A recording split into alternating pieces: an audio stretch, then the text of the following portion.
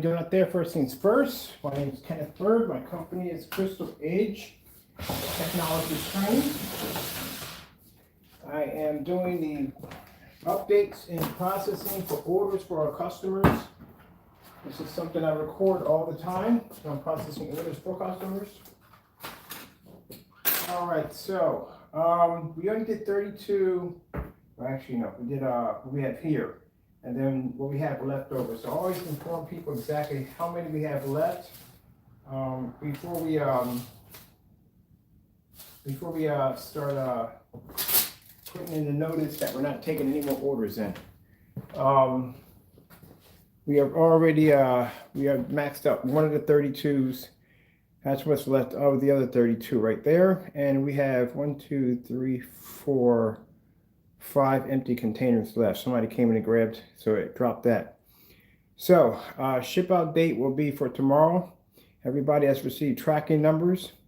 What's what I think? Let's say don't forget anything here. Oh yeah, so at 12 o'clock, or we run out of containers, one or the other. So this is what we have left. Actually, we have 6. We have 6 left right there. Those are the ones that will go over to, if they don't deplete by the day, they'll just go over to the next set of orders that will go out next week. So I'm just wrapping this up right now, and then tomorrow I'll record my ship out date. Everybody's taken care of, which is what I do every time I shoot. I do these videos to ensure my customers that the orders are being taken care of. I need more packing tape. So we have that one right there. I need a new. Almost out of that one. We got more anyway. So we got that one here. So before I can start any of my projects, I have to make sure my customers are taken care of first, and then I can get to my projects that I want to do.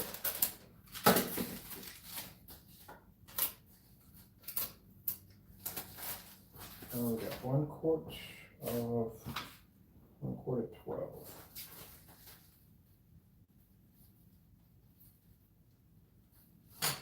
Black right there, and as it always says, God has always blessed my table. I thank my Lord and Savior for blessing my table.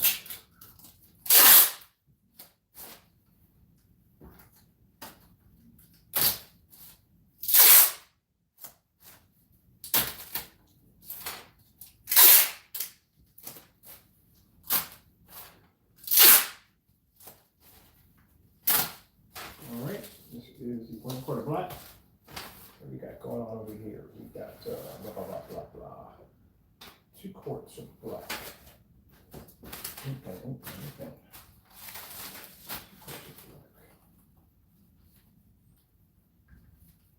So if you place an order today, you receive a tracking number today. Because we have to do that because you're going to be shipping out on Friday. If you require a signature confirm, please send me an email or text me or just call me on my landline for my business, and we can set that up. That's free. Some people may be in a situation where they can't have their packages out in the open. If you require that, let me know. These are already done, so just let you know these are done. If you receive the tracking number, that means it's too late to ask for a signature confirm.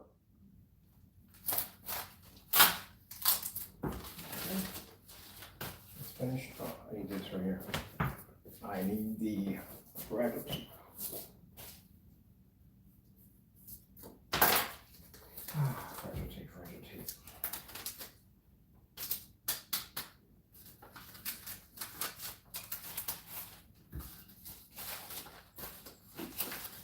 We got 1 quart of black, 12. 1 quart of black, 12. 1 quart of black, 12.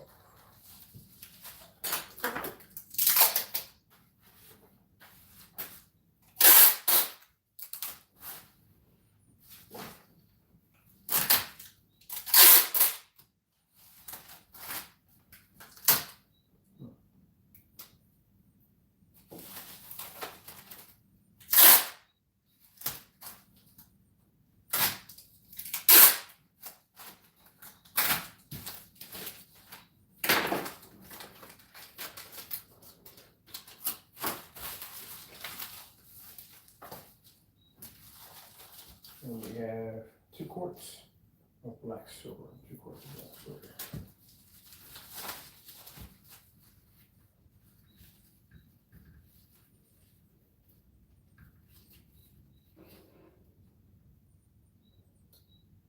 No, male.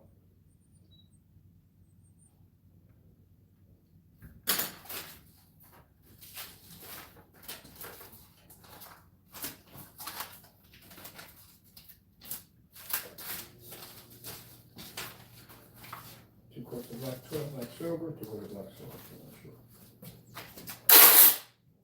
I tell you right now, I warn people, when you watch these, I don't know, for some people I know how it is, but you know, I'm not bored. I'm used to doing this every day. I like doing this, but some people may find it boring to watch. But like I said, I do these because it's better for my customers can come in and watch me take care of their orders.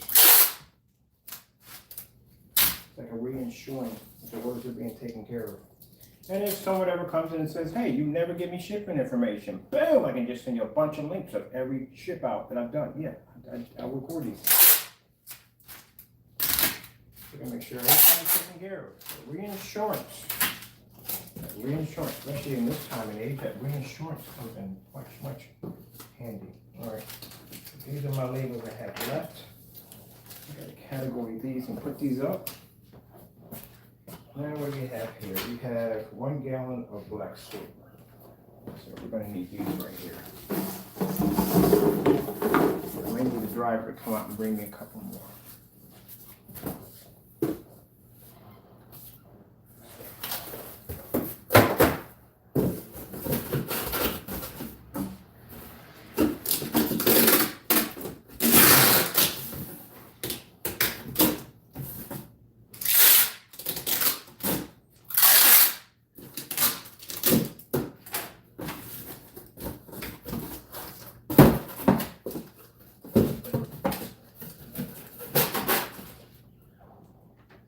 We got 1 gallon of black silver.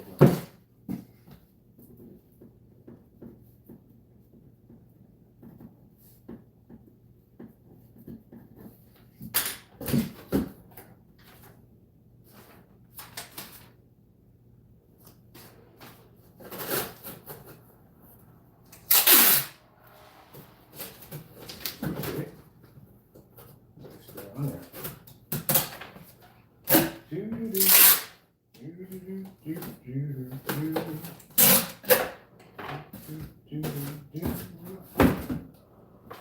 One gallon of black.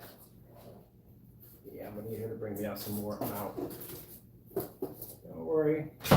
She has them in her car ahead of time. So she knows that I need them all the time. So she always puts extra in the car just in case, and then I'll go up here and take care of it.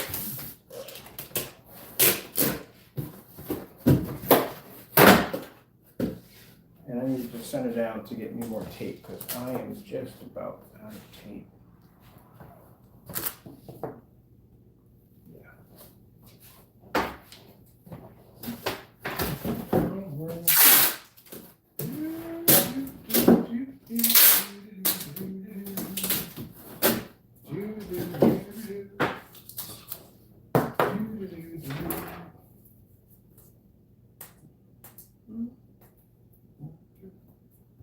Alright, let's see, we got stuff on this one.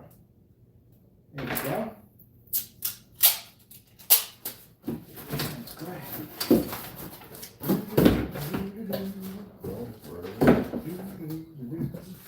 Be happy. 1 gallon of black 12.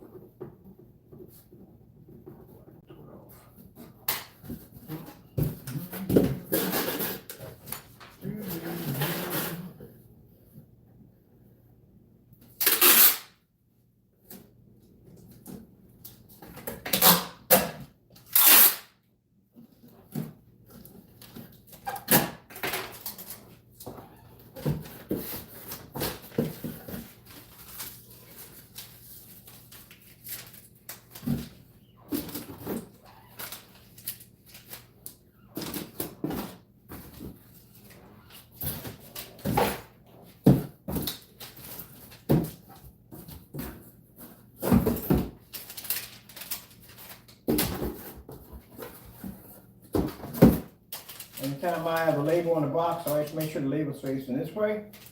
That way nobody can see it.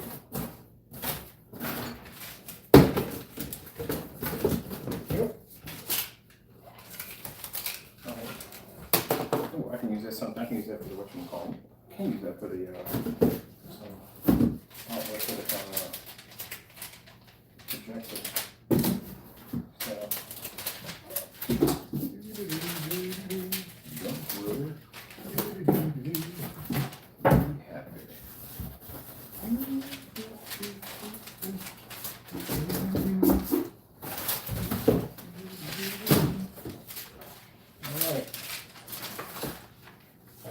Got here 1 gallon of black gold. Gold in their hills. Gold, I tell you.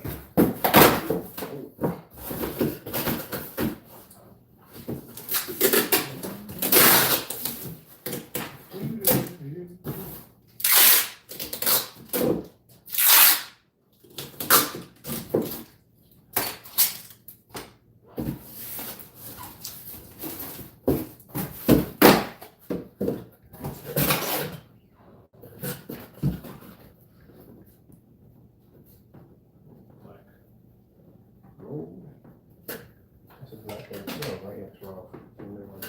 That's good.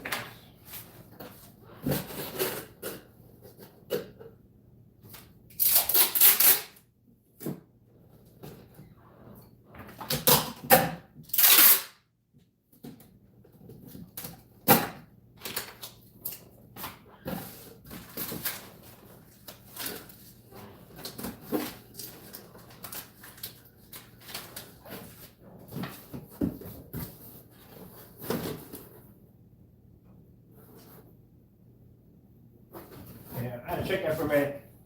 Because sometimes I put the stickers on, I forget that I can't tape over what's on the box, which tells me literally what goes in the box. So I had to check that for a minute.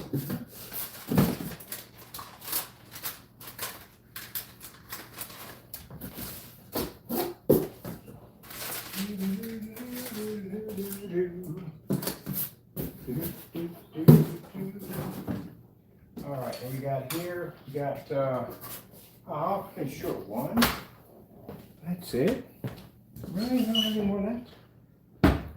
Gotta have at least 1 of them. That's on here somewhere. We're missing 1 box. That's it. 1 box.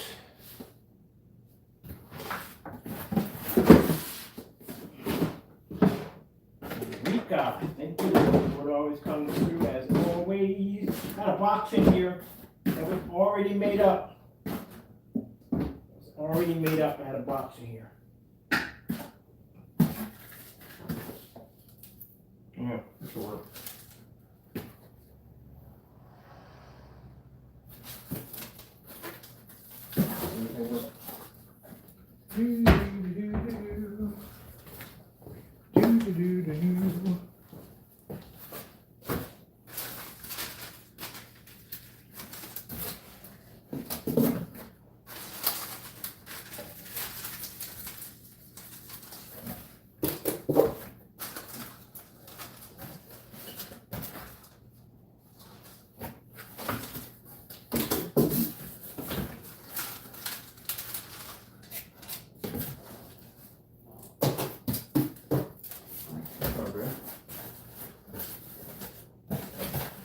This one is 1 gallon of black silver. 1 gallon of black silver. Silver.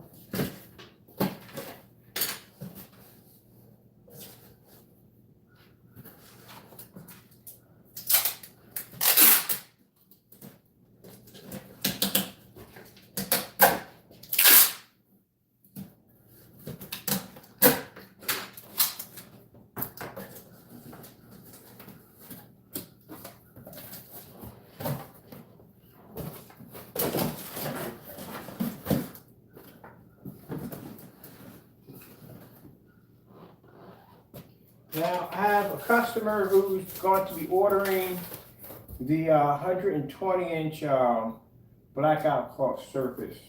Don't worry about it. I know, bottom line, that the ship out date is on Friday. It takes about, we don't have it here, it takes about 2 or 3 days to have it shipped in.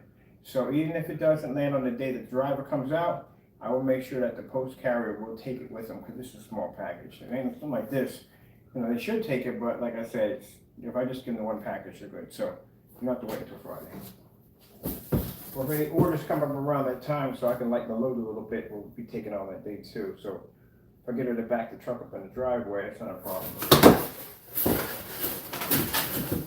Because I have a postal worker who is going to be working for the next 3 months here in this area, and she's really, really nice, you know, so I don't have to worry about going through too much of having to sit in the window and wait to see if someone's going to pick up if they need to pick up. But that's just in case if I get a bunch of them, I'm overwhelmed, because when a driver comes out, by the time I'm overwhelmed, especially if sometimes snowstorms kick up, I'm looking at 70 to 80 containers. So this right here is nice for me. This is nice for me. You think, oh, you want? No, I do not want. I do not want 80, 90. I don't want 100. I don't want 200 orders. I don't want 300 orders. It's too much. I'm happy with this. This is my chill zone right here. This is all I need. Not a greedy person. I'm happy with whatever God blesses me to have. And if He blesses me with 300, then I'm just going to deal with the 300. But He knows me already. He knows that I'm happy with 32 or 40 containers a week. I'm good with that. Having a company come in and order 40 or 50 on top of the 40 or 32 I gotta ship out, no. Comfortable. I had a lot of people realize, well, people in my family, there's only 3 things in my family. Either you own your own business, your military, or your college. That's it. Only 3 things in my family. Because, you know, I don't know how people are raised on your end, but I was raised with, my mother was old school, children were meant to be seen, not heard, and my father was military. So we were raised differently, well, a lot differently. So like when we was kids, when they get up in the morning, mine was different. Get up in the morning, and trash can lids being beaten together, and beds had to be tightened up, bounce that silver hat dollar to carry on his hip, and better bounce off that bed. It better bounce off that bed. It was organized and unified. That's how it was. That's how I grew up. And my mother's half it was that children were meant to be seen, not heard. That was it. So I see where my people I know, kids just run into the bedroom of the parents. It wasn't like that when I was coming up. You couldn't dare walk into your mother's room. You had to sit there at the doorway and get permission to walk in. And then when it was time to walk out, you turned around about facing. You walked out that door and shut that door behind you. That was the end of it. No talking back, no giving you dirty looks, none of that nonsense. It didn't exist when I was coming up. Some people may consider that to be child abuse. I don't consider it child abuse. It should be discipline. No talking back and none of that nonsense. Half these pranks I see on YouTube of people doing these stuff in front of their parents, man, I'd have got murdered if I did half that stuff. So I'm glad that I was raised. You had to have your job when you was 16. You had to be out when you was 18. There was no such thing as being in the house at 18 years old. It didn't exist. Get your stuff. When you're 18, get your place, get the freak out. That's how it was when I was coming up. So, none of that. Can't go to mommy if you need money. Can't go to mommy if you need this and that. No, you better survive or die. That's it. That's it. And as they always say, sink or swim. Pick one. You know, that's how it was. I'm glad they raised me that way. Self-sufficient. My mother raised all her boys to learn how to cook, kept them in the kitchen, you learn how to cook, clean, the whole 9 yards. If your wife leave you or you need food, whatever, you feed yourself. You're good. The women in my family, my father taught them how to work on their cars and stuff like that, things that need to be done, how to fix things, how to repair things, how to be self-sufficient. So that's how I was raised. Yep. Job by 16, up by 18. That's how it had to be. There was no, oh, this, no, that. Get the freak out. So that's how I was raised.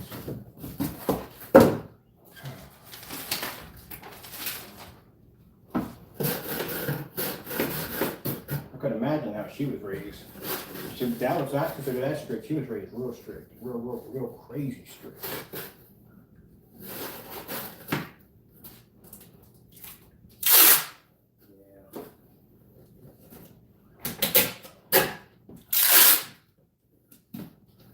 I was gonna say, kids, everything changed. Kids now, when they be in the house playing the games, says, "Oh, as a kid, you didn't stay in the house. Get the freak. You should get the freak out of my house." It was 10 of us. Yeah, outside, man. Like I said, kids aren't. I got three kids I stay on this block. When it snows, they're out there building snowboards and snowmen and sledding down these hills back here. And the rest of the generation is just sitting in the house playing games. Man, when I was a kid, you had to run out and you had to do what you had to do, man. Yeah, he broke some stuff. He really broke some stuff. But climbing trees and dodgeball, baseball, football, all kinds of stuff. Basketball. I mean, good gracious, we just went out and played. Riding bikes around the neighborhood, daring each other to jump over stuff that you know darn well was going to land you in the hospital. Yeah. I think I was getting stitches every week doing dumb stuff. They don't do that no more. They don't do that no more. Well, some kids, I guess, still do it. I guess if you're raised in the country, you still do it. I guess you do. I don't know. That's how it was when I was coming up. I had fish. Oh, my dad taught me all that. I had fish, had a hunt, all that. All right, 12, 5, again. Had to skin a deer, all that. 1 gallon of platinum Eclipse.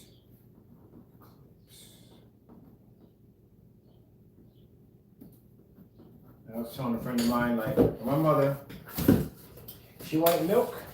When you go to the store, or whenever, remind you, my mom was 80-something years old. So whenever the milkman came around, but if the milkman didn't come around and they had a farm, they just she'd go down to the counter and get milk. Oh, ugh, I couldn't do that. I couldn't do it. But that's black bear. Yeah, that's how it was when she was coming out. Right from the cow, right from the source.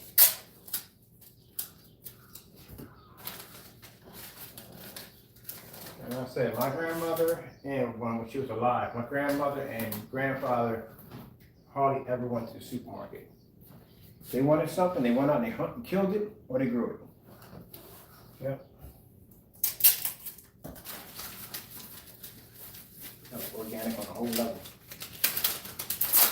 We used to hunt and fish. Did both. Hunt, fish, trap, whatever. Used to raise bloodhounds. And every so once in a while, he'd check out the local boys down the way, and they would trade off some moonshine. Yeah, my guys drink moonshine. Yeah, guys down the end, I was small, but the guys down the end had it still, and they used to make their own moonshine. And it was a trade for trade. He'd go do a little hunting, kill a couple of bucks, and bring them back, and they trade for a couple of them canisters of moonshine. Yep. That's what I remember when I was a kid. I remember one time my grandpa come, he had a huge fishing boat, and it was a swordfish bouncing around inside of it. Don't touch that, don't go near it, it's still alive. Seen a lot of crazy stuff, man. Yeah, they cooked their own food. Rare these guys went to the supermarket. Rarely. Cooked and ate everything. Cooked and ate everything. Had smoke houses and everything. Food tastes different. Nowadays, all processed chemicals. I bought a bottle of water yesterday, a case of water, and one of them had a funny scent to it, smell to it. Out of all the rest of them had a funny smell to it. All right, well, that's basically about it. Talking about that, I'm thinking about maybe going up and getting myself maybe a few, maybe 20, 30 acres and go back to it. Yeah. I could give up Wi-Fi for it, to tell you the truth. It's a better way to live. You're out in the middle of nowhere. Okay. Things to be done. Another blessed day. Yeah, there you go. Good man, good man, good man. Had to be outside. There you go. Had to be outside. See more, do more. Get out. Now they got those VRs now. I bought the Oculus VRs. Good gracious. The youth ain't never gonna leave the house with them things. They never gonna leave the house. What for? What for would you leave the house with them things? I don't even use them like that. I try to stay away from them as much as possible. I try to untwine myself from technology as much as I possibly can, but good gracious, are you freaking kidding me? If you ever had these things on before, there is no reason why a junior will go out the door with those things. They even have a virtual chat room in there. The kids can go in there and chat. Of course, they have adults. They have it set up where you have to be at age discretion. You know what I mean? You're going to only chat with your own age. But it's crazy. If I had something like that when I was coming up as a kid, I'd have never left the house. Well, I'm glad I got a chance to play Batman and Robber and Hide and Go Seek and Evel Knievel. Yeah, Evel Knievel is when you take your bike and you set up a ramp with cinder blocks and you jump a bunch of your friends on the block. And the last spin on the end, that's the one that gets it. Yep, Evel Knievel. All right, people. Hope you enjoyed the Pokemon. What was the game? Outside. Trying to get them kids outside. Yeah, it's dangerous.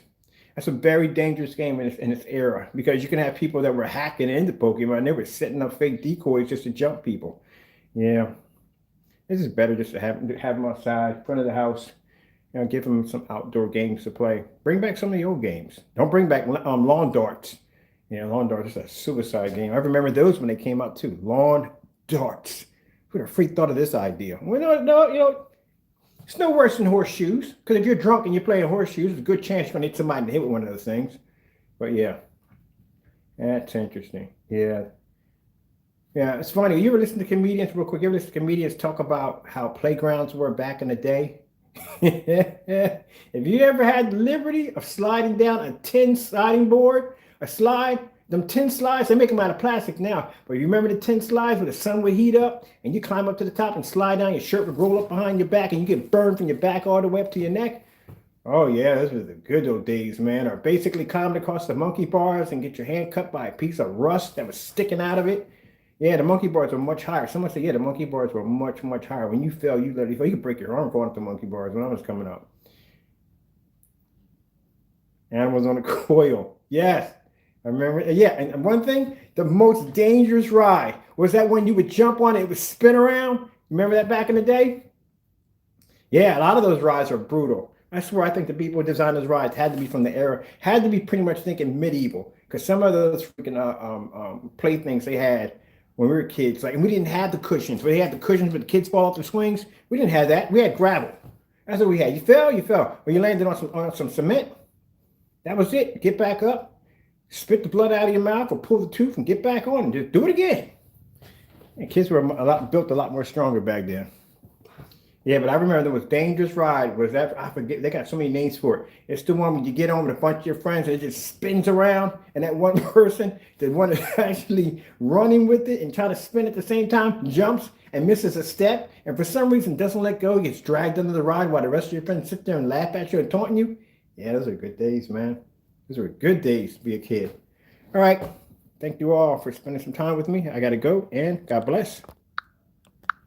Yes.